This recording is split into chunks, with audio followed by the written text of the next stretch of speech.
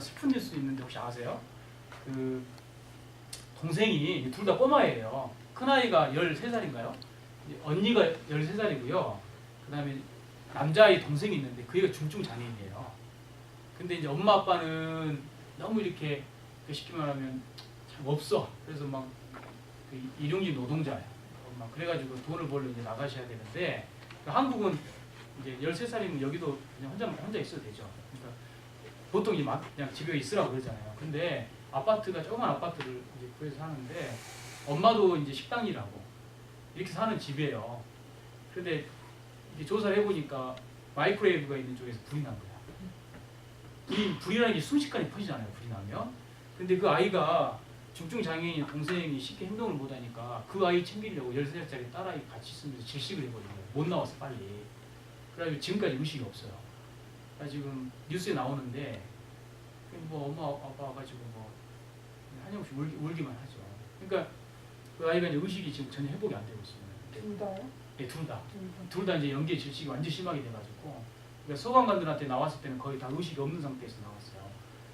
이제 그런 이런 것들 있잖아요. 그러니까 왜 선한 사람들은 또 아이들 별로 그렇게 죄도 많이 안 지은 것 같은데 그런 아이들은 죽어가고 왜 저렇게 악한 것처럼 느껴지는 사람들은 저렇게 오래 잘 살고 왜 이러느냐 이런 문제들에 대해서 그 어거스틴도 아주 어렸을 때부터 그러니까 루터도 그랬지만 어거스틴도 굉장히 품성이 보면 예민한 사람이에요.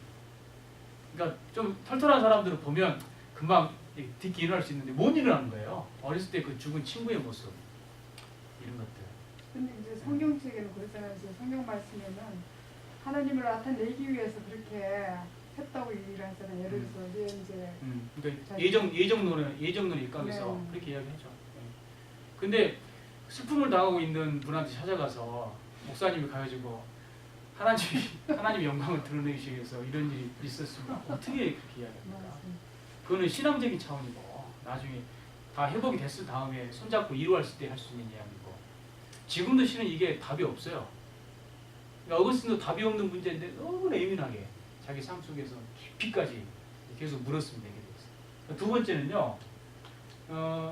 그 당시에는 모니카 어머니를 통해 가지고 교회도 다녔어요. 어렸을 때 썬데이 스쿨처럼 다녔고 그래서 성서라는 것도 읽었고 어떻게 되는지 다 알아요. 어거스틴은. 근데 그리스도교로 도저히 갈 수 없었던 게 특별히 구약 성서 때문에 그랬습니다. 구약 성서 보면 막 전쟁하고 사람 죽이고 막 이런 이야기도 막 나오잖아요. 이런 거를 받아들일 수 없는 거야. 우리 영지주의자들처럼 생각을 합니다. 그런 구약 성서 난 도저히 지저분해서 구약 성서의 하나님을 내 하나님으로 믿을 수가 없다. 이 두 가지가 어거스틴에게 있어서의 참 그 고민의 시작이고 이걸 해결하기 위한 전체 삶이 그러니까 그리스도교회에서는 해결을 못 해준다고 생각했어요. 왜? 악이 왜 존재하느냐? 하나님은 전지전능하시고 세상을 아름답게 해야 되는데 악을 존재하게 한다는 것은 하나님이 전지전능하지 않다는 의미예요. 어거스틴 생각했을 때는. 두 번째는 성서에서 드러나는 다양한 그런 막 음란하고 뭐 이런 모든 것들 이런 하나님을 특별히 구약성서에 나와 있는 하나님을 어떻게 내가 고백하느냐 이 두 가지 문제가 해결을 못 해준 거죠. 그래서 처음에는 만이교로 갑니다. 당시 유명했던 종교예요. 만이교라고 있어. 그 다음에는 이제 철학자가 됩니다. 플라톤 철학을 따라가요. 그리고 나서 이제 그러니까 이런 두 가지 질문에 답을 잘 준다고 생각하는 종교로 계속 기회하는 거예요. 그러다가 나중에 이제 그리스도교로 돌아오는 거죠. 그러니까 이게 지금 어거스틴이만의 어떤 독특한 문제는 아니고 어지간한 사람이 한 번쯤은 생각해 볼 만한 문제인데 이제 좀 차이점이 뭐냐면 어거스틴 이 문제를 가지고 죽는 구슬까지 이제 갔다는 거죠. 그러니까 또 이렇게 할 때 예민한 분들이 있어요. 예민한 사람들이 보면 시인들도 그렇고 음악하시는 분들도 그렇고 그런 이거를 두 가지를 꼭 기억을 해두시는 게 중요합니다. 삶을 이해하는 데 있어서 이게 이제 상상화인데요. 이제 후대 사람들이 그린 건데 어머니 모니카가 이렇게 굉장히 성스럽게 생겼는데 이제 젊은 어거스틴 여기 이 두 사진이 지금 현재 오늘날의 어거스틴 고향입니다. 타가스티라고 하는데 보면 여기 사진 보세요. 이게 아주 뭐 좋더라고요. 한번 가봤으면 좋겠다는 생각이 드는데 평생에 있어서 갈 수 있을지 모르겠습니다. 자, 그래서 타가스티라고 하는 데에서 출생했다. 북아프리카 사람이다. 이거 기억해 주시고요. 그 다음에 수사학을 공부했다. 수사학이라는 것은 당시 지식인들에게 있어서는 오늘 이제 목사님하고 오면서 이야기했는데 필수적인 과목이었어요. 그래서 이 수사학을 공부하기 위해서는 당시 모든 철학이라든가 문학이라든가 이런 작품들을 다 읽어야 돼요. 수사학이라는 건 쉽게 말하면 언변이 있게 변호사처럼 말을 잘하는 건데 다른 사람 앞에 가서 변호사처럼 이 사람을 위해 대신 말을 해주기 위해서는 뭘 해야 돼요? 당연히 지식이 굉장히 풍부해야 되잖아요. 그래서 뭐 라틴어부터 시작해서 언어부터 시작해서 굉장히 이렇게 공부를 많이 해야 되는 건데 여기에서 좀 재능을 발휘했어요. 그리고 이 시기에 17살, 18살 이 시기인데요. 이 시기에 어떤 여자와 동거를 시작했고 372년경에 아들 아데오다투스를 낳았다. 16살에. 근데 여기에서도 이제 이것 때문에 야 어거스틴도 엉망진창으로 살다가 나중에 이런 이야기들을 이제 그리고 목사님들 설교하실 때도 그런 이야기 많이 해요. 어거스틴도 엉망진창으로 살다가 회심을 해서 뒤늦게 우리도 늦지 않았습니다. 뭐 이런 이야기하면서 이하를 샀는데 실은 그렇게 해석하시면 안 될 것 같아요. 제 생각. 왜냐하면 이 아데오다투스라고 하는 이름이 뭐냐면 이게 라틴어인데요. 데오라는 것은 데우스 하나님이에요. 그래서 다투스는요 주신. 그러니까 아라고 하는 건 장치사인데 뭐뭐로부터 하나님으로부터 받은 아들이에요. 이 뜻이 아데오다투스가. 그러니까 아들 이름을 이렇게 지을 정도로 굉장히 종교성이 강한 거죠. 그러니까 그리스도교가 어거스틴에게 답을 못 준 거지. 못 줘서 그런 거지. 계속 진리를 향해서 가고 있는 거고. 그 다음에 이제 어떤 여자가 동거를 시작했다. 당시 어지간한 지식인들 있는 사람들은 이런 일들이 뭐 있었어요. 거의 그냥 당시가 지금 벌써 1000몇백 년 전이에요. 그리고 이게 뭐 굉장히 독특한 어떤 사건, 그 다음에 윤리적으로 엉망이었다 이런 것을 보여주는 사건으로 보기는 좀 힘들다. 이런 게 이제 제 생각이고요. 아무튼 이런 일이 있었습니다. 자, 그런데 이제 만이교라고 하는 것에 이제 빠지죠. 여기 사진을 보면 만이교 사진입니다. 만이교가 일어났던 데가 재밌게 이쪽 지금의 이란 이라크죠. 이 페르시아 이 지역에서 만이교가 발생을 했는데요. 만이교는 몇 가지 종교를 짬뽕시킨 거예요. 불교. 여기 보세요. 이제 인도가 가까워요. 여기 이 동네가. 그래서 불교. 그 다음에 그리스도교. 그다음에 영지주의. 플라톤 철학 이런 것들을 짬뽕시킨 아주 이원론이 심화된 종교입니다. 그래서 이 종교에서 알아들어야 할 게 뭐냐면 이제 어거스틴이 이 만이교에서 말한 종교에 대해서 딱 심취했던 이유가 뭐냐면 악의 문제에 대해서 고민이 있다고 말했는데 아주 심플하게 이야기했습니다. 악은 그리스도교와 틀리게 그리스도교 신앙을 무시했어요. 만이교는 악은 원래 존재한다. 악이 없는 게 아니다. 그래서 악의 존재가 원래부터 있는 악이 있고 선한 존재가 있다. 지금 우리 세상에서는 왜 문제냐? 악하고 선이 서로 전쟁을 하고 그러니까 이렇게 꼬여 있는 거예요. 우리 상황에서. 그러니까 마음먹기에 따라서 어떤 사람은 선하게 살 수 있지만 늘 악의 도전에 직면해 있다. 악이라는 건 정말 실체로 존재한다. 이렇게 답을 내려줍니다. 그래서 이제 만이교에서 가는 만이교에서 기독교가 아니고 그리스도교가 아니고 이거를 그리스도교 신앙으로 생각하면 큰일 납니다. 없고. 이렇게 하니까 어거스틴이 말을 이렇게 들어보니까 아하 그래 그 일리 있구나 악이라고 하는 게. 그런데 이제 이 만이교가 이게 어거스틴 생각에 궁극적인 문제가 있었어요. 그러면 이제 악에 대해서 악은 원래 존재하는 거야. 그러니까 지금 악하고 선이 지금 섞여져 싸우는 거니까 선의 세계로 가야 돼. 우리는 이렇게까지 이야기했는데 어거스틴이 그러면 만이교 다니는 사람들 뭐 7년인가 8년을 믿거든요. 이 종교를 물어봐요. 그러면 내가 실은 악의 문제에 대해서 관심을 갖는 이유는 어떻게 하면 선하게 살 수 있느냐 때문에 관심을 갖는 거잖아요. 악이 어떻게 있느냐가 중요한 게 아니고. 그걸 물어봤어요. 근데 만이교가 답을 잘 못해줘.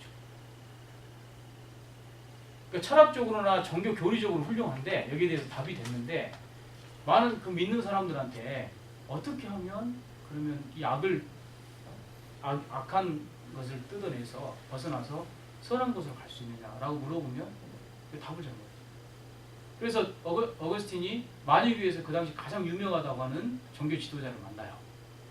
물어봅니다. 근데 거기에 대해서 명확하게 답을 잘 못 해주더라. 그래서 이제 만이교를 이제 떠나게 되죠.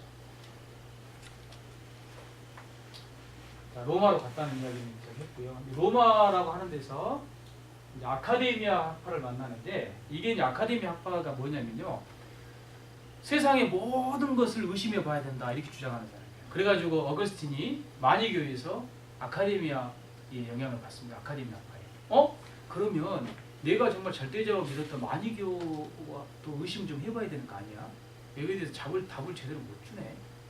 이제 그러면서 그러고 있던 찰나에 신플라톤주의라고 하는 걸 만납니다. 실은 여러분 제가 이렇게 말씀드리는 게 무슨 신플라톤주의, 마니교 이런 게 단순하게 말씀드릴 게 아닌데 제가 어떻게 지금 노력을 하고 있으면 최대한 좀 쉽게 설명을 드리는데 신플라톤주의를 만나면서 드디어 그리스도교로 돌아갈 수 있는 합일조를 만나는데 신플라톤주의에서 주장하는 게 유출설이라는 게 있어요. 이게 뭐냐면 이건 아주 이론론적인 사고입니다. 아주 종교적인 색채가 강한 철학 학파고요. 신플라톤이 뭐냐면 원래 세상에는 세상이 있기 전에 가장 근원적인 게 있다고 주장을 해요. 그게 목사님 뭐죠? 목사님도 긴장을 안 하시는 것 같아서 그걸 뭐라고 그러죠 목사님? 일자. 이걸 말로 풀하면 하나, 원래부터 하나인 분. 이거를 그리스도교로 해석하면 하나님이라고 해석할 수 있어요. 원래 일자가 있고 여기에서부터 이게 태양으로 생각하시면 돼요. 태양이 있으면 뭐가 나죠? 빛이 막 나죠. 태양빛이. 그러니까 지구도 태양의 영향 아예 있잖아요. 그래서 태양 쪽으로 지구가 자전을 해서 돌아가면 낮이고 반대로 가면 밤이 오르잖아요. 태양빛이 도달하니까. 그렇게 생각하시면 돼요. 그러니까 태양이 있고 수금지화, 수성 가장 가까운 수성이 있고 목성이 있고 금성, 수금지 뭐 이렇게 있잖아요. 그러니까 태양이 원래 근본적이고 본질적인 거예요. 그러고 나서 태양이 세상을 만들어내기 시작합니다. 그래서 태양에서 가장 가까운 누스라고 하는 정신이 나오고 그 다음에 영혼이 나오고 그 영혼의 뭉텅이 세계 영혼이 나오고 그 다음에 세상 만물이 나오고 이런다는 거예요. 이거 언뜻 이게 지금 신플라톤주의 철학자들의 이야기인데 이거 언뜻 들으면 하나님의 창조가 굉장히 흡사합니다. 하나님을 통해 가지고 세상이 창조되는데 첫째 날에는 뭐가 나오고 둘째 날에 뭐가 되면 세상이 창조되는 것처럼 굉장히 비슷한 이야기를 하면서 자 그러면 이 사람들이 물어봤어요. 어거스틴 찾아가서 그러면 악이라는 것은 어디서 있는 거예요? 이 사람들이 말할 때 악이라고 하는 것은 본질적으로 존재하지 않는 겁니다. 그러면 악은 뭐요? 자 보세요. 수금지와 목도천의 명 했을 때 요즘 명왕성이 없었다 그러죠. 하여튼 지구가 죄송합니다. 이거 자 햇볕에서 태양에 점점 멀어질수록 이 명왕성은 어때요? 가장 멀어질수록 여기는 춥고 차갑잖아요. 이게 악입니다. 이렇게 생각해요. 갑자기 좀 이제 조용해지셨는데 이게 무슨 말이냐면 하나님에게서 점점 이 사람들이 중요한 건 유출설이에요. 그러니까 하나님에게서 이렇게 나오는데 점점 멀어질수록 하나님에 대해서 자세히 일자에 대해서 자세히 알아요 몰라요? 모르게 돼 있어요. 태양빛이 잘 미치기 힘들어요. 이게 악이라는 거예요. 다시 말하면 진리이신 그 자체에 대해서 무지하고 잘 모르는 상태가 악이라는 거예요. 사람이 왜 죄를 짓습니까?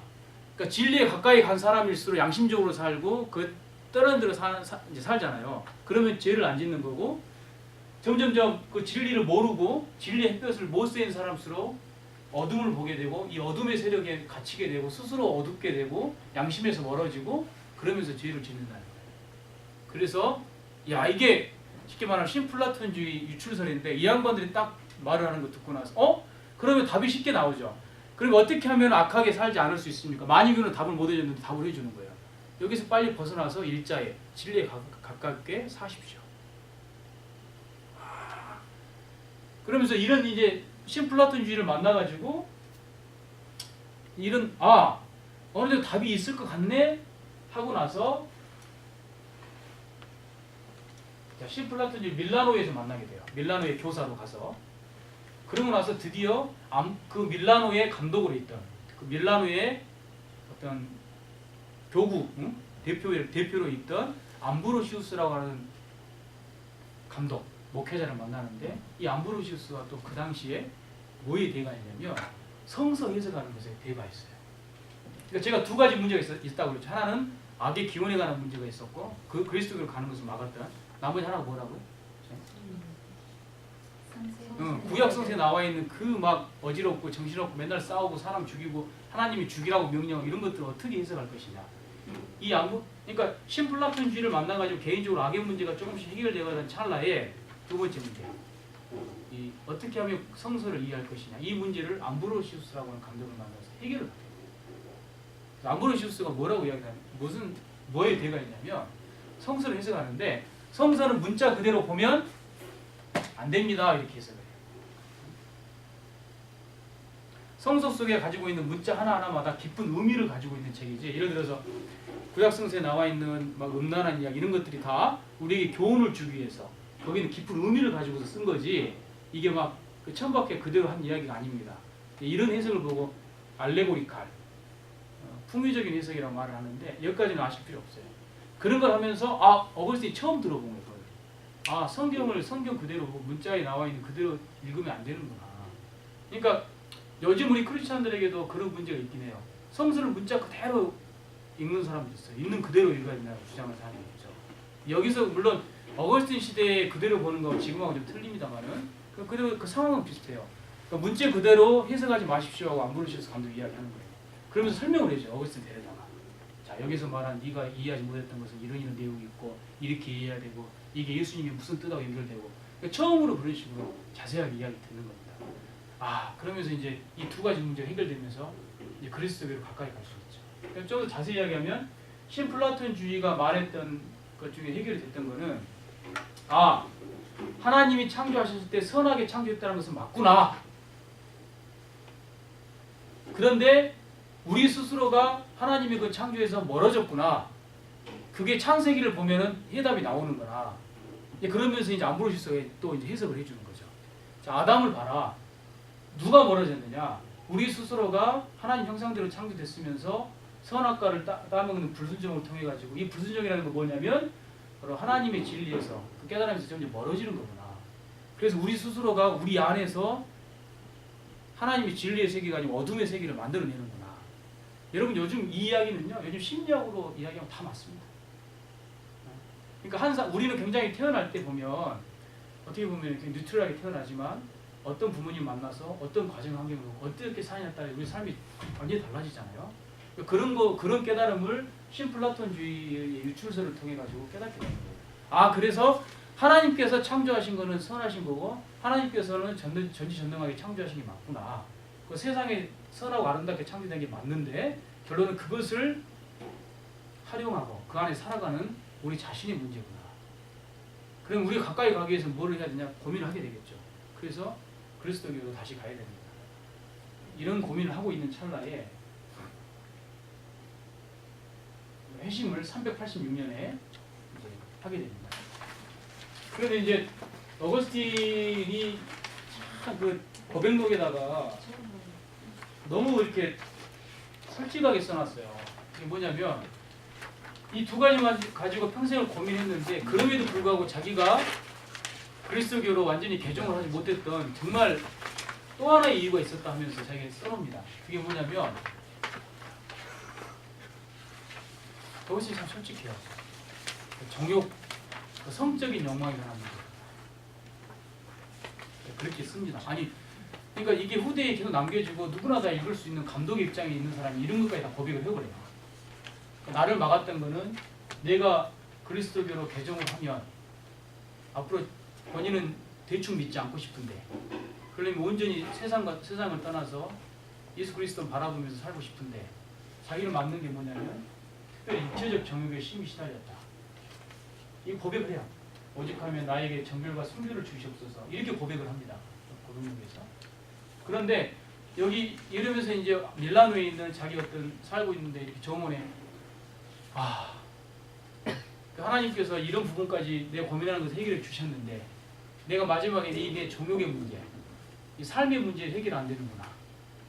이렇게 하고 시리에 빠져가지고 앉아 있는데 그러니까 자기가 살고 있는 정원에 울타리 밖에서 아이들이 뛰어놀면서 이거는 아무 상관이 없어요. 어거스틴하고 아무 상관 없는데 얘들이 놀이를 했어요. 그러면서 지네들 놀면서 하는 이야기가 들고 읽어라 이런 노래를 하고 있는 거예요. 들고 읽어라 라틴어 톨레레게 하고 있는 거예요. 근데 본인한테는 이게 하나님께서 말씀하시는 소리가 들리는 거예요. 아이들이 노는 소리가, 자기들끼리 노래하면서 노는 소리가. 그래서 마침 옆에 성경책이 있었어요. 성경책을 아무거나 펴가지고 읽었는데 거기에서 나온 말씀이 로마서 13장 13절에서 14절에 있는 말씀이에요. 로마서가 참 많은 사람들을 변화시키죠. 우리 루터도 로마서 1장을 보고 변하더니 우리 어거스틴 로마서 13장에 13절 말씀. 낮에와 같이 단정히 행하고 방탕하거나 술 취하지 말며 음란하거나 허색하지 말며 다투거나 시기하지 말고 오직 주 예수 그리스도로 옷 입고 정욕을 위하여 육신의 일을 도모하지 말라. 그러니까 여기서 사람이 머리로 이렇게 막 이해를 한다고 해서 결정적인 회심이 일어나는 건 아닌 것 같아요. 이렇게 마음 깊숙한 것들부터 어떤 신비적인 체험과 변화가 있어야 되는 거죠. 어거스틴이 두 가지를 그래서 이야기하는 거예요. 고백문에서. 이성적으로는 해결이 됐지만 마음 깊숙하게서 오는 회심의 체험, 하나님과의 만남, 예수 그리스도를 정말 참 어떤 구세주로 만나게 되는 그런 경험을 여기서 이제 겪습니다. 왜냐하면 그 말씀이 지금 어거스틴이 아무한테 이야기 안 했던 그 고민을 하나님께서 직접 이야기하시는 걸로 깨달아요.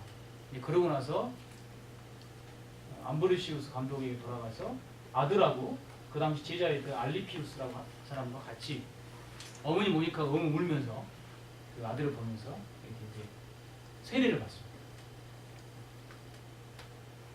그리고 이제 수도 생활을 하게 됩니다. 이제 신학을 좀 해야 되는데요. 대부분의 이야기들을 질문하시고 하셔가지고 했어요. 그래서 자, 만유교 이제 기억하셔야 될 거예요. 만유교는 선악의 문제를 해결해 준 것처럼 보였다. 선악 이혼론을 분명히 강조했다. 그런데 어거스틴이 봤을 때 실패했던 점은 어떻게 해서 악에 벗어나서 선으로 가는지에 대해서 답을 모르셨다. 이걸 기억하시고 도나투스주의자라고 이제 지난주에 말씀드렸는데 이건 교회 내적인 문제. 만유교는 교회 내적인 문제고 이제 그 어거스틴이 히포의 감독으로 딱 갔더니 그 도나투스주의자들이 활동했던 게 이쪽이거든요. 북아프리카 그 동네에서 활동했어요. 근데 이 양반들이 도나투스주의라는 사람들이 어떤 사람이냐면 밖에 때 그리스도에 공인되기 전에 밖에 때 살아남은 사람들이 모여서 만든 기독교 공동체. 그래서 이 사람들한테 중요한 건 뭐죠? 순결성을 아주 강조했어요. 교회는 성수를 해야 된다. 순결해야 된다. 근데 교회의 순수하고 성결하다는 것의 그 기준이 뭐냐면 밖에 때 이겨낸 사람. 순결을 했거나 밖에 때 끝까지 참고 고문을 당하거나 이래도 쉽게 신앙이 흔들리지 않았던 사람이 기준이 되는 거예요. 그래서 저기 고신. 네. 그러니까 그 비슷하죠. 그래서 고신교회는 다른 인데 절대 인정을 안 하고 계시죠. 여기까지 잘 못하시는 것 같아요. 그게 이제 쉽게 보면 도나투스주의자들이죠. 그분들이. 근데 이제 욕을 많이 먹어요. 이분들이 이제 도나투스주의자들 어디까지 가버리냐면요. 순결성을 강조한 나머지 순결하지 못한 교회라고 판단하는 데에서 무력을 사용하기 시작합니다. 그러면 괴롭혀요. 강도짓도 하고. 여기까지만 나가요. 교회를 인정을 안 하는 거예요. 그 상황에 어거스틴이 히포의 감독으로 한 거예요. 그래서 히포에 있는 사람들이 막 같은 교인들인데 도나투스주의자들한테 막 해코지를 당하는 거예요. 그러고 있는 상황입니다. 그래서 도나투스주의자에 받아봤던 교회라는 게 뭐냐, 그 공동체가 뭐냐 이거하고 어거스틴이 이야기했던 교회라는 게 뭐가 큰 차이점입니다. 좀 짤막짤막하게 이야기하고 다음 주에 또 반복할게요. 제가. 자, 이 사람들은 교회라는 거는 교회의 순결성을 강조하죠. 그 다음에 세례의 엄숙성을 강조합니다. 한 번 세례 받고 나서 죄를 지면 그 다음에 재세례를 주장합니다. 왜? 다른 교회, 그러니까 쉽게 말하면 감독들 중에서도요 많이 그 박해 받을 때 넘어갔어요. 그러니까 넘어갔다는 소리 뭐냐면 박해를 못 견디고 그때 이제 성경책 있잖아요. 그때 상징으로 성경책을 앞에서 불태워버리거나 넘겨주거나 이러면 이제 고문당하지 않고 이제 살아남았거든요. 대신에 이제 그리스도교를 버렸다는 증거로 감독도 그러니까 제일 많이 괴롭혔던 사람들이 일반 교회 다니시는 일반 교우들이 아니고 집사님들이 아니고 이런 분들이 아니고 누구를 그 교회를 무너뜨리면 누구를 박해하면 돼요. 감독을 넘어뜨리면 되거든. 그래서 감독들이 많이 당했어요. 그래갖고 감독 그 라틴어로 요즘 우리 그 트러디션이라고 하는 것의 어원인데요. 이건 트러디션이잖아요. 근데 라틴어로 이게 트라디토르라고 이게 있어요. 이게 뭐냐면 원래 원 의미는 넘겨주다, 넘겨주다. 예? 그래서 원래 그 그리스도교는 그러니까 배신한 사람들한테 썼단 말이에요. 뭐를 넘겨준? 성경책을 넘겨준 사람들. 트라디토. 그리고 이제 이거를 왜 이게 전통이라는 말이 됐냐면요. 자, 이제 좋은 것을 어쨌죠? 선배 세대들이 좋은 거를, 아니면 선배 세대들이 좋은 거를 후배 세대한테 넘겨주는 거. 이러면서 또 트러디션이 된 거거든요. 넘겨준다는 의미가 있어요. 그래서 넘겨준 사람들이 다시 이제 컨스탄틴의 공인으로 이게 이제 사람들이 막 모여들기 시작하니까 감독들도 이렇게 머리 급적적하면서 교회로 다시 왔죠. 오게 되니까 이제 웰컴했어요. 이제 받아들였는데 이 도나스 주자들은 인정할 수 있어요, 없어요? 없어요. 그런 감독이 이끌어가는 교회에 인정할 수가 없어서 본인들끼리 이제 밖에 끝까지 이겨낸 사람들, 눈이 하나 없고 다리가 다 잘리고 이런 분들이 이제 감독으로 서서 이런 교회예요. 그래서 제 세례를 주장합니다. 여기서 이런 감독들이 세례를 주거나 안수를 하거나 이런 것을 인정할 수 없다는 거예요. 왜? 이미 순결성이 파괴됐기 때문에. 이런 두 가지 교회를 가지고 이제 이런 도나투자들이 있었는데 여기 어거스틴이 이렇게 이야기합니다. 교회의 본질이라는 게 뭐냐? 도나투자들이 이렇게 물어봐요. 교회의 본질은 자, 보자. 예수님이다. 교회는 예수님이 머리가 되시는 거고 예수님이 우리의 이그젠플이 된다. 우린 다 지체다. 그래서 우리는 예수님 안에서 하나가 돼야 된다. 그래서 보편성을 주장합니다. 너희처럼 조금 올바른 일을 했다고 해서 벗어나면 안 된다. 그리고 왜 우리는 하나가 되어야 되냐면 예수님이 우리에게 보여주신 것은 뭐예요? 교회의 가장 본질은 사랑이다. 사랑. 여기서 말하는 사랑이라는 것은 이해해주고 용서해주고 존중해주는 거다. 교회의 본질은. 예수님이 보여주신 게 머리로서 예수님이 보여주는 게 사랑이다. 그래서 사랑으로서의 교회를 강조합니다. 이게 우리 그리스도교가 처음으로 만들었던 교회입니다. 각자가 이렇게 막 많이 있잖아요. 그러니까 어거스틴이 우리에게 주는 지혜는 교회 공동체는 하나가 되기 위해서는 사랑해야 된다. 그래서 돌아와라. 처음에는 돌아와라고 이야기를 합니다. 그러다가 이제 돌아와야 안 돌아요? 안 돌아오고 나중에 이제 때리고 물건도 빼앗고 이런 교회들 뭐 이렇게 도나투자 변질이 돼요. 이러니까 어거스틴도 참다 못해가지고 드디어 권력에게 황제에게 무력을 요청. 제거해 나와. 참을 때까지 참았다. 어쩔 수 없다. 그리고 이제 세례에 대해서 이야기합니다. 그럼 교회에서 이루어지는 게 뭐가 있느냐? 교회에서는 세례, 예배와 예전, 말씀 선포가 교회 안에서 이루어진다. 그런데 하나, 둘, 셋. 이게 이루어지는 게 감독을 통해서 이루어지는 게 아니다. 이제 그러면서 이제 우리 목사님들이 강대사에 딱 쓰시면 하나님의 말씀을 대언하겠습니다. 이 말 많이 들으셨죠? 대언. 여기 대언이라는 게 뭐죠? 대신 전해준다. 이 말. 내가 전하는 게 아니고 여기 강당에 든 순간은 뭐예요? 하나님의 성령께서 나의 입을 움직여서 말씀하신다. 우리 그렇게 이제 믿는 건데 그 신앙이 어디서 나온 거예요? 어거스틴을 통해서 나온 거예요. 어거스틴이 뭐라고 그랬냐면 도덕적으로 완벽한 사람이 산다는 게 말이 되느냐? 하나님 앞에서 어떻게 도덕적으로 완벽할 수 있느냐? 너희들이 말하는 박해에서 이겼다는 거 하나만으로 완벽하다고 말할 수 없다. 그걸 누가 하느냐? 성령님만이 하신다. 그리고 이거는 성령님께서 한 사람, 즉 감독이라고 하는 사람을 동원해서 자기가 도구로 써서 이렇게 하는 것이다. 결론 그러니까 우리는 눈에 보이는 거 가지고 경험했던 거 가지고 이 사람 판단하지 말고 사랑으로 좀 하나가 되자. 이게 이제 어거스틴이 주장한 거예요. 근데 왜 그게 변질이 돼가지고 하나님의 권위를 다 업은 나한테 감히 덤비지 말라고 그랬어. 그래서 이제 또 이제 이건 뭐 비판이 아니고요. 실은 이제 이런 것들은 문제라고 생각해요. 특히 이제 개척하신 목사님들 중에 그런 현상이 이제 많이 일어나고 많이는 아니고 이제 개척하셔서 큰 교회가 된대. 이런 데서 이제 종종 일어나는데 하나님 어디 가죠? 점점 한 40,000명 넘어가면 하나님이 안 계시죠. 이것만 그러니까 어거스틴이 말한 이것만 제대로 생각해도 교회가 정상적으로 돌아갈 수 있어요. 저 당시에는 감독이 부족했기 때문에 나온 건데 지금은 자가 완벽에 가깝다고 주장. 완벽에 가깝다고 주장하고 이제 하나님이 돼버리죠. 예. 근데 성도들이 이렇게 만드는 것이 사실 그럼요. 많죠. 그것도 그런 메커니즘도 있어요. 왜냐하면 그렇게 해서 눈에 보이는 하나님으로 만들어버리죠. 그러니까 그분한테 안수만 받고 그분이 신박해주고 이러면 막 좋아진다고 믿고 이런 것도 무시할 수는 없어요. 그렇지만은 여기서부터 중요한 게 목사님이 조금 더 솔직해진다면 좀 더 무릎을 꿇고 낮은 자세로 간다면 그게 더 성숙하고 성장할 수 있을 텐데 늘 아쉬움이 있습니다. 그러니까 사람이 참 약한 것 같아요. 올라가면 못 내려서. 올라가면 잘 안 내려가죠. 십자가는 잘 안 올라가는데 강대상을 잘 올라가요. 강대상을 자꾸 높이고 십자가로 올라가야 돼요. 목회자에서. 근데 십자가는 잘 안 올라가요.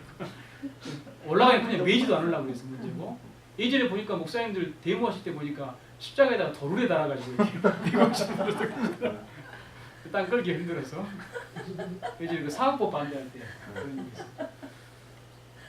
모르겠습니다. 저도 아직 가진 게 없어가지고 이런 이야기를 많이 하는지 좀 갖게 되면 이제 이런 이야기 절대 안 하고 나중에 티칭할 때는 나중에 혹시 이제 제가 올라온 비디오 보세요. 한 10년 뒤에 어떻게 제가 이런 이야기 하는지 안 하는지 그때는 아마 이런 이야기 하겠죠. 사람은 변합니다. 사람도 변하는데 이러면서 사람이 변하는 건 정상이죠. 우리 좋은 나무 교회에서 10년 뒤에 저를 한번 불러주세요. 가지고 강의를 한번 맡겨보세요. 그래가지고 또 변했는지 안 변했는지 검증을 좀 해보시죠. 오시기 전에 비디오를 한 4주 동안 분석한다. 그렇죠. 분석한다. 이게 이제 교회고요. 그다음에 이제 도나투스 자이들하고 교회론을 정립했다. 교회론의 핵심은 사랑으로 하나 되는 보편적인 예수님을 머리로 하는 교회. 그리고 감독이라고 하는 것은 윤리적인 엄격성으로 감독이 되는 게 아니고 하나님께서 쓰는 도구다. 이거 이렇게 하시고. 자 이제 이게 실은 오늘 이제 기억하셔야 될 가장 중요한 거고 이미 아까 야고보서 해석하면서 믿음이냐 이거 하면서 이야기를 좀 했어요. 그리고 이제 펠라기우스는 영국 출신이에요. 그리고 제가 말씀드린 것처럼 수도자 출신이에요. 그러다 보니까 하나님과 구원과 만남에 있어서의 갈등을 많이 하고 은총뿐만 아니고 그 은총에 대해서 자기가 응답하고 자기가 행동하고 이거를 좀 강조하셨던 분이고 그다음에 어거스틴 같은 경우에는 아니다. 자기 인간의 자유의지가 중요한 겁니다. 무슨 일이 있어 모든 것은 하나님의 사랑과 은총에 의해서 우리는 된 것이다. 이게 이제 어거스틴이 주장하는 거예요. 핵심입니다. 핵심. 두 가지가. 그래서 펠라기우스가 주장했던 것을 제가 좀 이야기하면 이것까지 우리 유리집사님 듣고 가시면 돼요. 인간이 범한 자신의 죄에 대한 책임성을 강조해요. 제가 아까 이야기했죠. 은총만 무한하게 강조를 하면 인간이 지은 죄를 하나님 은총으로 언제든지 삼을 수 있다는 생각이 빠지게 되죠. 그럼 펠라기우스 질문하는 겁니다. 어거스틴한테. 뭐냐 그러면? 이 책임성은 어떻게 되나? 인간이 책임져야 될 거 아니에요. 죄에 대해서. 그리고 아담은 타락됐지만 자유의지는 소멸되지 않았다 이렇게 주장해요. 우리가 알고 있는 건 어거스틴 영향을 받아갖고 아담이 타락돼서 우리가 생각하고 이성적으로 판단할 수 있는 의지마저도 없었다. 이렇게 주장하지만 이미 펠라기우스뿐만 아니라 많은 그 당시 사람들이 타락했음에도 불구하고 자유의지는 파괴되지 않았다. 우리가 판단할 수 있는 능력이 있다. 이렇게 주장해요. 이렇게 얘기해요. 그리고 인간은 은총이 없는 건 아니다. 은총이 있는데 자연적인 은총, 자연적인 은총이 뭐 쉽게 말하면 우리 양심. 이미 태어나면서 우리는 양심이라는 걸 가지고 있잖아요. 그래서 어떻게 하면 우리가 잘 사는 건지 뭐냐 이런 것들을 알 수 있는 능력이 있어서 악하게 사는 거든 선하게 사는 거든 구원의 길로 사는 거든 악마의 길로 사는 거든 간에 그 양심의 소리에 따라서 누가 판단하는 거예요? 우리 이성이 판단하는 거다. 이렇게 이제 주장해요. 그리고 처음에 태어난 유아, 어린아이는 아직 죄를 짓지 않았다. 그 어린아이가 그러니까 무죄하기 때문에 세례를 받을 이유가 없다. 유아 세례를 부정합니다.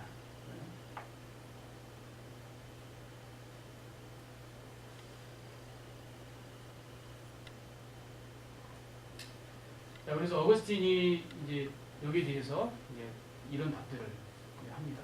어거스틴이 답하는 것은 요즘 우리가 생각하는 것과는 좀 굉장히 하여튼 좀 다르기도 하고 그래 굉장히 좀 스트리 가요. 아주 엄격합니다. 그래서 어거스틴이 말하는 것은 다음 주에 좀 자세히 이야기하겠지만 기본적으로 자유의지는 아담이 타락할 때 자유의지는 파괴됐다. 이렇게 주장을 해서 근데 자유의지가 없어진 건 아니에요. 파괴된 거지. 그래서 자유의지라고 남아있는 자유의지는 오직 악을 선택할 자유의지밖에 안 남았어요. 그러니까 이게 무슨 말이냐면 우리가 어떤 걸 의지를 했어요. 의지를 했는데 그 결과가 뭐예요? 안 좋은 거야. 늘 악한 행동으로 할 수가 인간이라는 거예요. 그러니까 어거스틴은 그런 생각을 많이 한 것 같아요. 인간이 할 수 있는 무한한 어떤 판단과 선하게 살 수 있는 것보다는 어거스틴이 자기 삶을 돌이켜봤을 때 아니면 뭐 생각했을 때는 늘 인간은 쉽게 나태해질 수 있고 쉽게 게을러질 수 있고 쉽게 오만해질 수 있고 쉽게 교만해질 수 있다. 결론은 이게 뭐냐? 악으로 가는 지름길이다. 이렇게 생각하는 것 같아요. 그래서 아무리 선한 일을 하려고 막 해봐야 우리가 할 수 있는 것은 악한 일을 할 수밖에 없을 정도로 아담의 타락 이후에 그 언제가 원래의 죄가 유전이 계속 돼가지고 뭐예요? 할 수 있는 거는 악한 일을 하는 것밖에 없다. 할 수 있는 것밖에 없다. 그래서 나오는 게 은총이 필요한 거예요. 우리가 할 수 있는 것은 그거밖에 없기 때문에 하나님 은총의 예부적인 도움이 아니고 회복이 불가능해요. 예. 아니 뭐 그게 아주 정통적인 그리스도인들의 고백입니다. 그런데 펠라기우스는 어떻게 생각하죠? 그 말을 들었을 때 무슨 소리하고 자빠졌냐? 아니다.